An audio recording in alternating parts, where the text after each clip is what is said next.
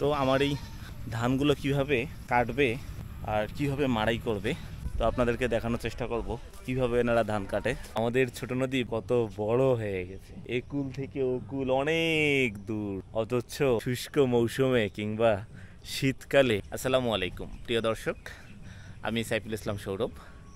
আজকে আমি এসেছি আমার গ্রামের বাড়িতে। এই যে দেখুন আমার পিছনে যে নদীটি দেখতে পাচ্ছেন, এটি আমার গ্রামের বাড়ির নদী। আর এই নদী পানিতে দুকুল ছাপিয়ে গেছে, সেটাই দেখার জন্য এসেছি। সেই সাথে আমি গ্রামে কিছু ধান চাষ করেছিলাম, সেই ধান ক্ষেত দেখার জন্য এসেছি। তো এই নদীর ধারে আসলে আমার আসলে খুব ভালো লাগে, মন ভালো হয়ে যায়। সাধারণত নদীর পানি যখন কম থাকে তখন এখানকার যে স্থানীয় লোকজন আছেন তারা নদীতে মাছ ধরেন। এখন অনেক পানি, এই যে দেখুন একবারে পানি পাশেই আমি দাঁড়িয়ে আছি। তো নদীর যে সৌন্দর্য, এই সৌন্দর্য উপভোগ করছি।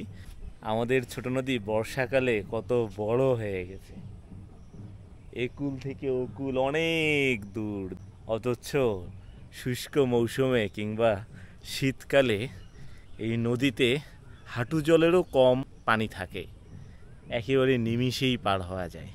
তো আমি এখন এই নদীর সৌন্দর্য উপভোগ করছি এবং সেই সাথে আমার ধান ক্ষেতগুলো দেখব। এই ধান ক্ষেতগুলো কেটে ফেলবো, ধান পেকে গেছে, সে কারণেই এখানকার যারা ধানের কাজ করে তাদেরকে ঠিক করে দেব, তারা কাটাকাটি করে আমাকে ঘরে তুলে দেবে। তো সেজন্যই আসা। তো চলুন আমার ধান ক্ষেতের দিকে যাই, দেখি আমার ধান ক্ষেতগুলো। ধান তো পেকে গেছে দেখা যাচ্ছে, এইদিকে একটা ক্ষেত এটা, আর এই পাশে আর একটা ক্ষেত, এটাও ধান পেকে গেছে। এই যে আরেকটা ক্ষেত, এই ক্ষেতটাতে তেমন কোনো সমস্যা হয়নি, মাশাআল্লাহ সুন্দর আছে। আমার পিছনে যে ধান ক্ষেত দেখতে পাচ্ছেন, এটি মূলত আমার ফলানো ধান ক্ষেত। আমার জীবনের প্রথম আমি ধান চাষ করেছি, আসলে খুব ভালো লাগতেছে। এরপর আর চাষ করবো কিনা জানি না, তবে এইবার আমার খুব ভালো লেগেছে ধান চাষ করে। যাই হোক, এই ধান ক্ষেতগুলো কাটার সময় হয়ে গেছে। আরও ধান ক্ষেত আছে, ওই পাশে আরও দুইটা জমি আছে, সেখানেও যাব। তো প্রিয় দর্শক, এখন আমি যাচ্ছি আমার বাকি যে দুইটা ধান ক্ষেত আছে সে দুটো দেখার জন্য। আসলে সেই সাথে ওই ধান ক্ষেত দুইটার পাশেই আমার হলুদ ক্ষেত আছে, এই হলুদ ক্ষেতও দেখব, আসলে হলুদের গাছগুলো কেমন হয়েছে সেটাও আপনাদেরকে দেখানোর চেষ্টা করব। আর এই যে দেখুন, এটা হলো সবজি ক্ষেত ছিল, বৃষ্টি আর বাতাসে একেবারে ভেঙে একাকার হয়ে গেছে। এটাও গত বছর আমি একটা লোক নিয়ে দিয়েছিলাম, সেটাও ভেঙে চৌচির হয়ে গেছে। তো প্রিয় দর্শক, আমি হাঁটতে হাঁটতে আমার আরেকটি জমিতে আসলাম। এই যে আমার পেছনে যে জমিটি দেখতে পাচ্ছেন, এটি আমার আরেকটি ধান ক্ষেত। তো ধান ক্ষেত দেখে আসলে আমার মন ভরে যাচ্ছে, খুব ভালো লাগতেছে দেখে। আলহামদুলিল্লাহ, আমার জীবনের প্রথম আমি ধান চাষ করেছি। আর সামনে আরেকটা জমি আছে, সেখানে যাচ্ছি। সেখানকার অবশ্য কিছু ধান আমি কেটে নিয়েছি, কেটে সে ধানগুলো সিদ্ধ করে বাসায় রাখা হয়েছে শুকে, কারণ সেগুলো খাবো। আর এই যে জমির ধানগুলো আছে, এগুলো কিছু খাবো, কিছু বিক্রি করে দিব। এই যে আমার সে আরেকটা জমি, এখানে কিছু ধান রয়েছে দেখুন।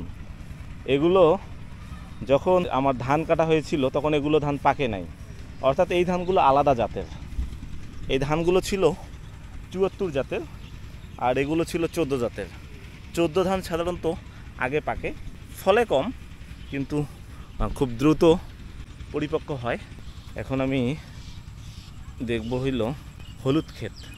আমার হলুদ ক্ষেতের কি অবস্থা, হলুদ ক্ষেতে তো যাওয়াই যাবে না, এই যে পানি, কীভাবে যাব? এই যে হলুদ ক্ষেত, এই বাঁশঝাড়, বাঁশগুলো আমাদের গৃহস্থলী কাজে, এই যে বাঁশগুলো আছে এই বাঁশগুলোকে কাজে লাগানো হয়, খুব কাজের। বাঁশঝাড় থাকা খুব কাজের। আর ওই বাঁশঝাড়ের ওই সাইডে যে জমি আছে ওখানে হলুদ লাগানো হয়েছে। আসলে এদিক দিয়ে যাওয়া যাচ্ছে না, পানি। তো প্রিয় দর্শক, ফাইনালি ধান কাটা শুরু হয়ে গেছে আমার এই জমিগুলো। এই যে দেখুন আমার পিছনে যে লোকজন আছে এনারা ধান কাটতেছে। তো আপনাদেরকে দেখানোর চেষ্টা করব কিভাবে এনারা ধান কাটে। এই যে দেখুন প্রিয় দর্শক, কত সুন্দরভাবে এনারা ধান কাটছে। তো প্রিয় দর্শক, ধীরে ধীরে এই জমির ধান কাটা প্রায় শেষের দিকে। তো প্রিয় দর্শক, সব জমির ধান কাটা প্রায় শেষের দিকে, আর এই জমিটা কাটা বাকি আছে। এই যে আমার পিছনে যে জমিটি দেখতে পাচ্ছেন এটি কাটা শেষ, আর এই দিকের এই জমিটাও কাটা শেষ। মোটামুটি ধান কাটা শেষের দিকে, এরপরেই ধান মাড়াই করা হবে।